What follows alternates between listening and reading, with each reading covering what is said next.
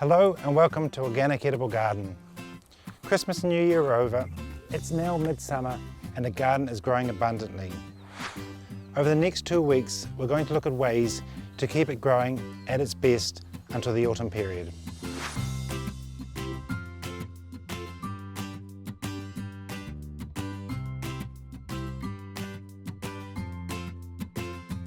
We've had a great crop of rhubarb this year, but during midsummer it has a tendency to go to seed.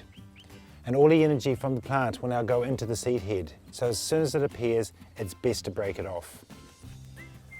Instead of pulling it straight up and removing the whole plant, we'll try and break it off. Also, any of the leaves that are going yellow and spindly, we also pull off and just throw straight in the compost bin.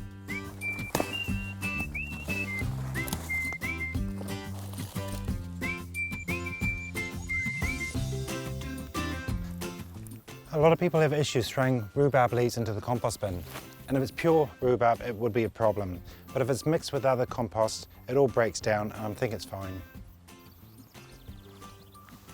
This is our root crop bed, which we put our parsnips, our beetroot, our onions and our carrots in. Our first lot of carrots were a bit of a disaster and never came up, but the second lot are growing well. And at this stage they're going to need thinning and weeding, and then finally hilling up.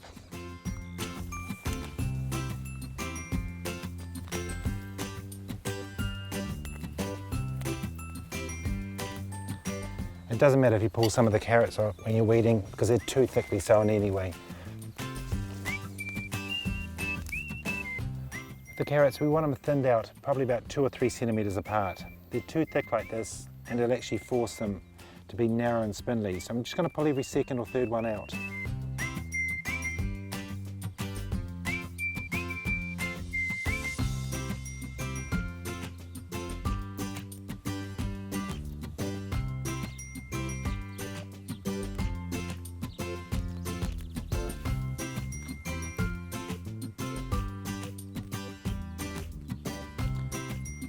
Now that we've thinned them out, it's often best just to hill them up. It keeps them upright, but it'll also help with things like green shoulder later on.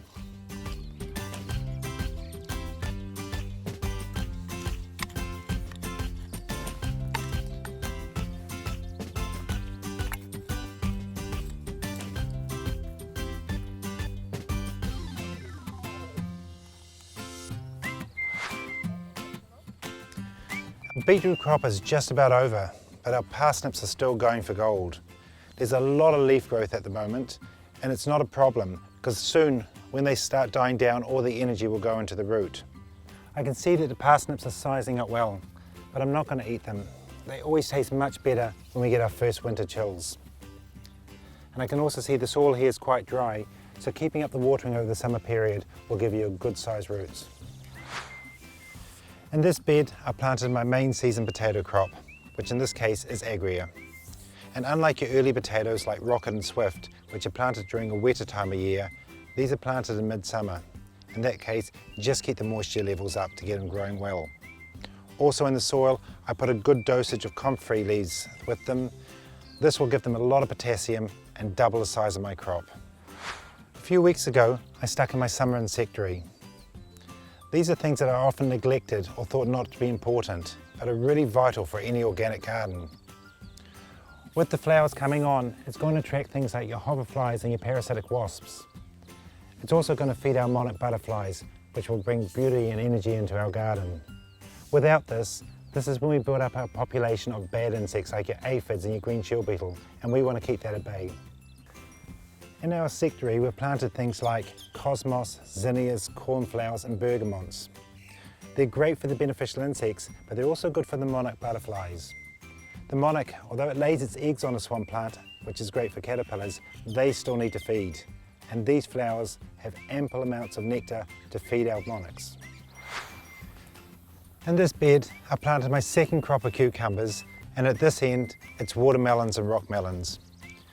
Now the barley mulch I put on has been great. It's kept the soil moist and protected it from the harsh sun. However, it's starting to sprout. The reason we want to get rid of this barley grass now is it can actually grow quite tall and shade these plants, but also it's going to compete for nutrients with the melons, and I want it to be all about them. Removing it's quite easy. All you have to do is move the straw and it's actually going to pull them out.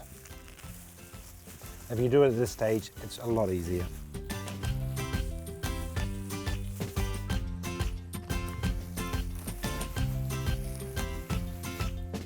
The same will happen with things like pea straw and oat straw. You'll get the same situation. This is our Solana bed where we planted things like eggplants, peppers, chilies and tomatillos in. The eggplants are doing really well, and we've got both Asian types and the European types. You can always tell a difference.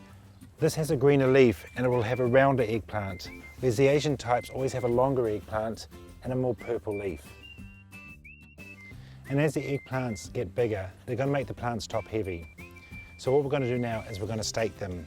I don't think there's any need to tie them up, but 3 or 4 stakes around each plant will help it if we get strong winds.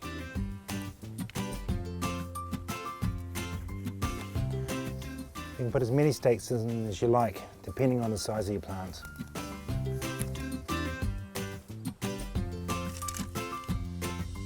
I'm going to put them on an angle so it just pushes against the plants and keeps them upright.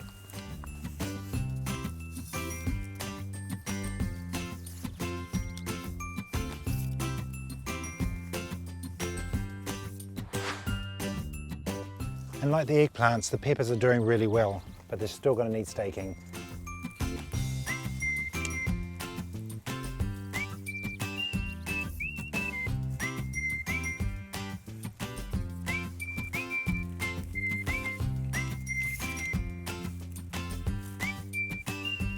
For some of the peppers which are growing quite tall, I'm going to need longer stakes than this, so I'll do those later. Our tomatillo crop is doing really well, and I'm not going to bother staking it because it's going to just sprawl everywhere anyway. It's a crop that's increasing in popularity, and it's so easy to grow and you get a big amount from it. Like tomatoes and their other families, Cape gooseberry, they grow in lanterns, and the lanterns are just forming now. It's still immature at the moment, but if you open up the lantern, you can see the tomato-like fruit forming. It will get a lot bigger and size up, and then you can use them in things like salsas or any type of Mexican food. The other crop we had behind here were our okra. Now okra like really hot weather, which they just haven't been getting yet, so they're still stunted in their growth. But the okra are forming, and their beautiful hibiscus flower next to it will produce another crop. I'm hoping over the next couple of weeks they will get a lot bigger and have a lot more on them.